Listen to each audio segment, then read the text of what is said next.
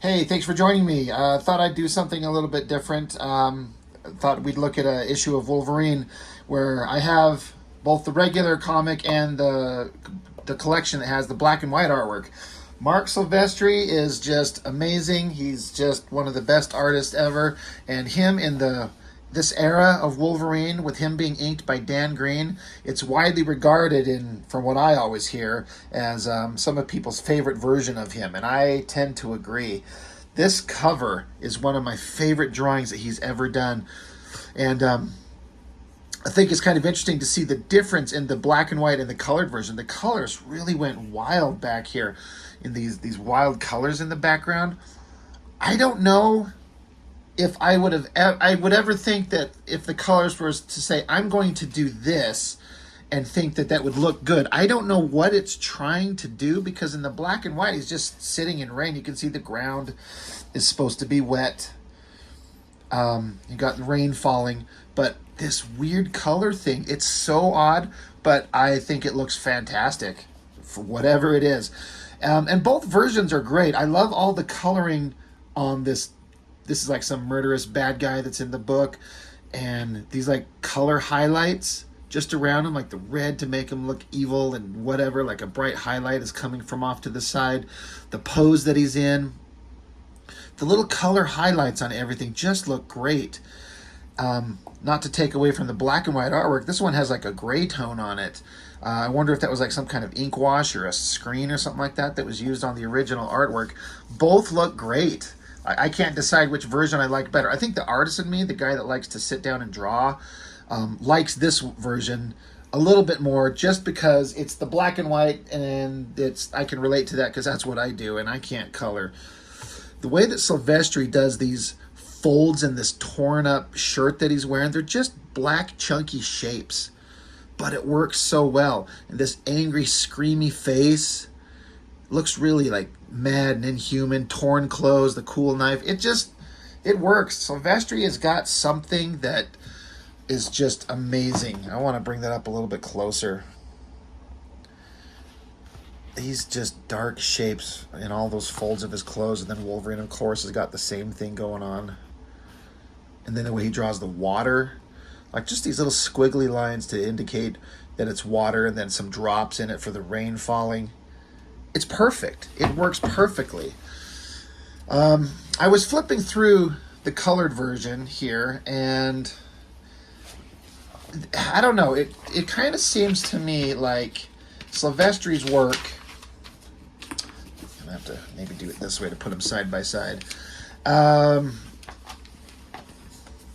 In a way, sometimes I felt like after kind of looking through the colored regular version, it kind of looked like his work in this book was a little bit more rushed. I think the book on sale twice monthly, so somehow he's able to pump these books out in 2 weeks, twice a month. That's crazy, and it was Silvestri for the majority of the run.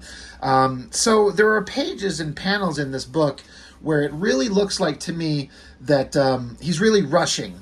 It still looks amazing, but you can tell that he's not putting in all the rendering that he would in a lot of places. And even in this era, he didn't do a lot of rendering, like the cross-hatchy line work and fading and texturing that he adopted later by his own admission, because he was trying to adopt the Jim Lee look. He wasn't doing that here. He had his own kind of natural, organic style that worked just fine. But, when the Jim Lee style is selling, that's what people are getting. You can understand Marc Silvestri going for it. And then he admits he doesn't like that version of himself. He says that. This splash page looks great. Wolverine looking awesome. He's in this helicopter. He got picked up by Nick Fury in the previous books, and he wants out. He's had a rough night. He wants to get away. So he's telling him, drop me off, get me out of here. So great splash page. Looks good. This wasn't my intention, but we might just do page by page, just side by side. I mean, why not? I don't have very many opportunities to do something like this where we can see the black and white and the colored version together. So why not? I'm always looking for something different to do. Silvestri has I don't know, I noticed that is the thing that he does with his city shots. He'll do a camera angle where it's like you can tell where the horizon line is, right here, basically. And then he's got his perspective lines coming out, but he always has it set really high in the sky. So you get it's a basic 1 point perspective, but it gives you the sense that you're up really high. I've seen him do this basic panel a whole bunch, and it always looks good to me. Another interesting thing that I think works better mostly in the black and white version are the way that he's got these little circle shapes to indicate like street lights and cars or whatever down in the ground below. He does this with buildings where he'll draw the top of the buildings and then have the details come down, but as you get closer to the lights of the city and when it's at night, it just kind of fades out. And it works. It completely works. The colored version looks fine, but I don't know. I kind of like the black and white version better. It's an interesting version of Cable. I don't know that we saw Silvestri draw Cable very often at all. And as much as I rail on Liefeld, Cable only really ever looked correct to look like him when Liefeld draws him.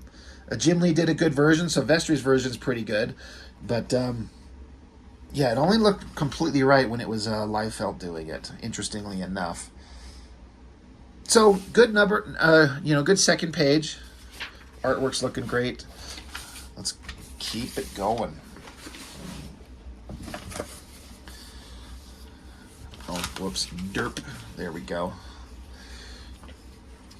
Yeah, Wolverine wants out of there. There's an interesting bit of dialogue here where over on this panel where Cable's like, the man said he wants out. Take this crate down and let him go. It's starting to smell like a wet sheepdog in here. Like, he throws out a big insult to Wolverine there.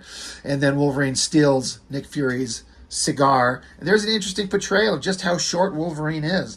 Nick Fury is going to be at least 6 foot tall. He's probably taller. Wolverine's just a little short guy. He's a little feisty scrapper. He's not 6'3" like Hugh Jackman. And I'm not saying that as a complaint. I think Hugh Jackman as Wolverine is fantastic. But more great artwork. It all just looks really cool. Next page. This is a bit of dialogue that I always remembered reading and thinking it was a really interesting bit of characterization. You got this, basically a prostitute, just hanging out in the street. I'm going to go back to the artwork again. This great way that Silvestri has of putting backgrounds in, but it's kind of like it's detailed, but not just a bunch of kind of square shapes and then circles to indicate light and then the wetness on the ground. I don't know how he does it and then how the colorist interprets it, but it's like a simple shorthand to draw a scene, but it completely works. Anyway, she's sitting here and she's like just bored. She's like, business ain't dropping out of the sky. And then, of course, boom, there's Wolverine. He drops down. He's like asking her to hold that light because she's lighting up a smoke.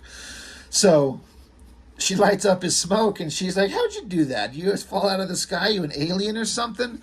And so this is the bit of dialogue that I liked. He's like, nope, just a mutant. And she says, nobody's just anything. He's like, ha, you're beautiful, darling. You restore my faith. Then she goes, you got $20? He says, you should have quit while you were ahead. I love that bit of dialogue. Like, she had a very kind of like thoughtful kind of thing to say to him and then just kind of ruined the moment by being like, you want to go get a room? So, pretty funny. And then the story is continuing on with some stuff that was going on from the previous issues with like the Morlocks in the tunnels. There was a big fight. Wolverine and Sabretooth were fighting down here. This is where an example of where I'm not saying that it's a bad drawing by any means, but like this hand, you can see in the black and white and the colored. It's not very detailed. Now, it doesn't need to be. There's all the detail you need in the face, but there's just less. I just feel like he's finding a way to get through these pages quicker. You know, this is a underground sewer tunnel, but it's not that complicated. Like, I bet he even just freehanded it. You probably didn't even have to like lay down a ruler to figure out some perspective grids. He probably just like, okay, this is where the horizon line is. It's in some basic like pencil like, you know, lines to indicate which way he's going. Draws a hand, draws some pipes, pencils it in, moves on. Probably got it done really fast, and it works. Oh yeah, and this other element to the story, there was this whole thing of they created some bad guy, I can't remember who, created like a robot version of Wolverine to be like a doppelganger or take him over or fool people. I can't remember. They called him Albert, I think it was. And then he's got this annoying as hell little girl android that Elsa D, I think her name was, and she was built with a bomb inside her. So the whole concept is that the bad guys, whoever it was that said, it was probably the guy from the Hellfire Club, the robot guy. The whole idea was to send a very convincing human child to befriend Wolverine, and then she's packed full of explosives, and so she can blow herself up, which has happened. Her body blew up, but she kind of sacrificed herself. She gained self-awareness, whatever. She didn't want to kill Wolverine, so she separated her head from her body. But now, weird robot android Wolverine and this Elsa D, this head, they're friends, and they show up and fight the Morlocks here. Great screamy face again, all the details. That's Silvestri. Man can draw. But yeah, this whole story of the Elsa D, this head, it wasn't so annoying if it wasn't for her damn dialogue, the way that she speaks. Like, she won't say her R's, they'll come across as like W's, so instead of saying cracking, it's quacking, and you better get quacking. Instead of little, it's whittle creature. Like, I don't know, it was just some obnoxious shit. And it got old fast. I didn't mind this weird android robot Wolverine guy, though. And this drawing, the water behind him. I was like this shot of him with his claws under the guy's chin and this up angle. This is where I think I like the old newsprint. I've talked about that a lot, but these are kind of like dull colors. The lighting works well here, but I like the black and white version a little better. It's just something about it looks a little bit better. Anyway, all that nonsensical story going on. Wolverine, he takes off, running through the city. He needs to just have a release. He's got to run. He's got to chase. He's got to feel the air and be free and just expend some frustrated energy. He literally howls at the moon. I like the simple coloring on this, with the white background and kind of the soft, cool colors on him. But again, that black and white version looks really cool. Even this shot of the city, it's probably Central Park with like the trees and like the smoky haze in the background, and then the city itself, and you got a moon in the distance, and then a sky. Really neat.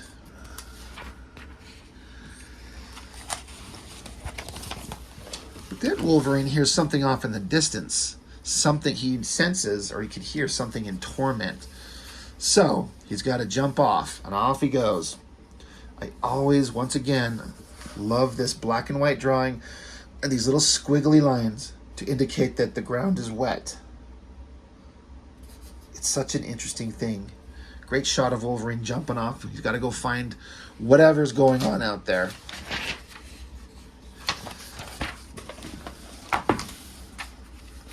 Goes to the zoo, and he finds animals, and he can sense that there's a sense of fear in the air, and he can smell fresh spilled blood. So something's going on. I keep imagining getting this script. Like, okay, Wolverine, he's in a helicopter flying above the city. He jumps out. He lands in the middle of Times Square. He talks to a prostitute. Cut to an underground sewer. A bunch of monsters fighting a robot android of Wolverine. Cut to Wolverine running around the city. Then he goes to a zoo. Now you have to draw all these animals, all these city shots, all these establishing things. This feels like the most complicated comic to draw on the face of the planet. It would be so hard if you don't have reference or know how to draw this stuff, God, it would be a very complicated, hard draw. And Silvestri makes it look easy. Anyway, random little tangent, but yeah, he senses something out there, so he's looking. And of course he comes upon the Wolverine itself, an actual Wolverine animal in a cage. And you can see, he can tell that he's like, yeah, this guy doesn't fear too much in this world. He's a hunter. He's a fighter. He's the best at what he does. Growls at him. He's like, yeah, you're still some little scrapper. Got you locked up in a cage, but they give you dead meat with no warm blood pumping through it. Snot-nosed little brats throw peanuts at you all day, and you still haven't given up, even though you're bleeding. And he's, wait, he's bleeding? So somebody's doing something messed up. And then along comes this, like, I'm guessing, Night Watch zookeeper. Now, this is a character, if you watch my videos, not too long ago, my brother and I, we covered Wolverine 70-something. I'm sorry, I can't remember what it was. But it's a couple years after this was printed, this issue, and in the news in the background, Wolverine's watching a bunch of TV. There's a news article, or rather a news story, that's focusing on this guy. They bring him back in just the news. This guy's just basically a murderous little psychopath that works here, and he's torturing the animals. So, of course, Wolverine's going to not have any of that. But it's just interesting to have this guy show up, and this is Wolverine issue 43, and so we're talking issue 70, was it 74, 75, something like that we looked at. So in terms of publishing, several years later, but to bring back just as like a little follow-up story years later, this random little skinny little murderous douchebag, the Wolverine, the actual animal himself, doesn't like him. And Wolverine's not going to, the character, he's not going to be afraid of anybody. So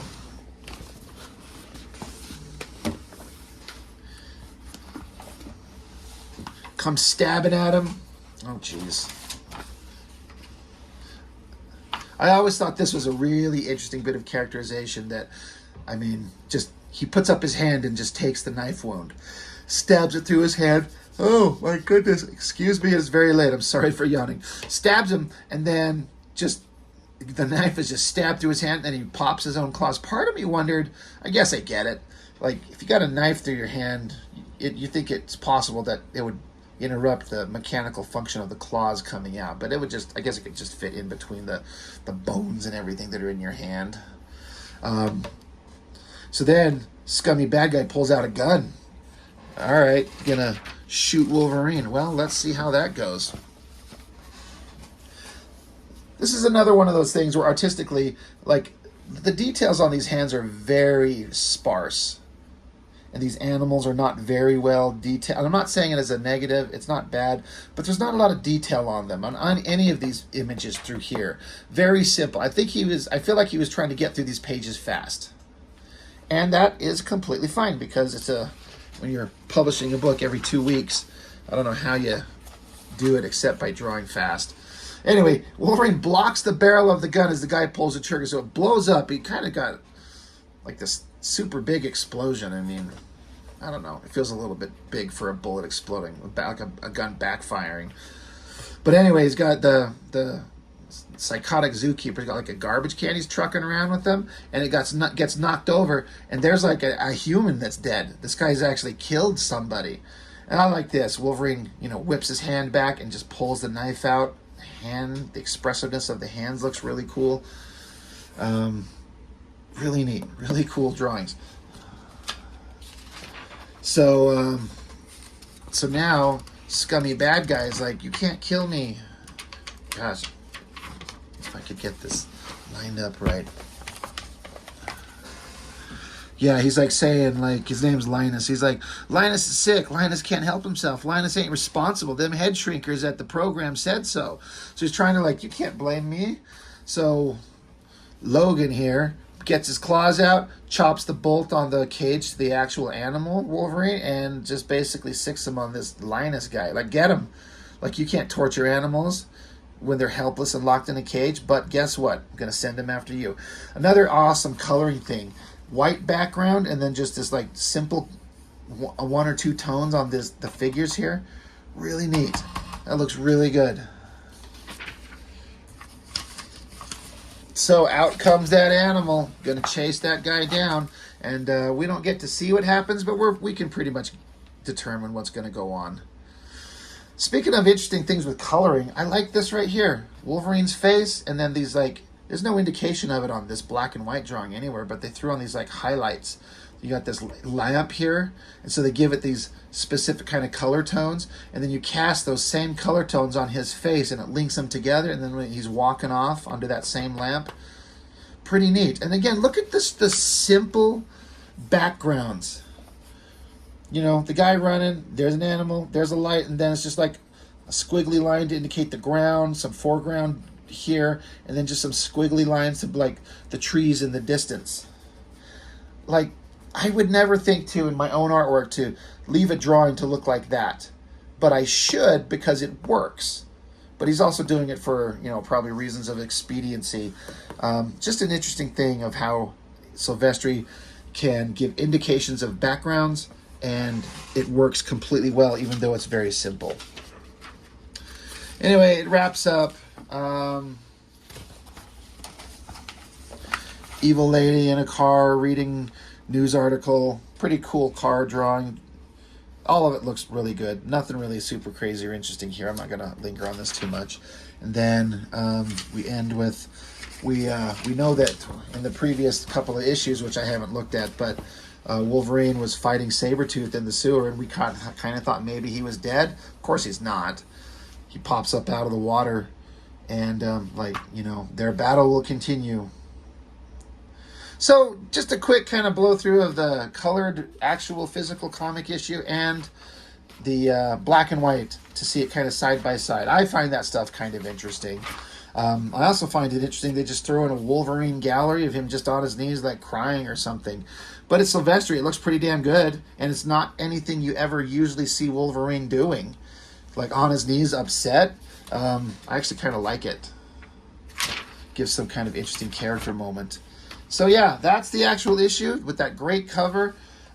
This collected book is just full of some of the best artwork that Silvestri's ever done. Now, this issue we're looking at here is Larry Stroman.